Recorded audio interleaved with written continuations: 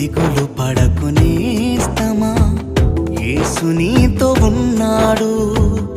సందేహ పడకు ప్రాణమా, నీకు తోడు ఉంటాడు.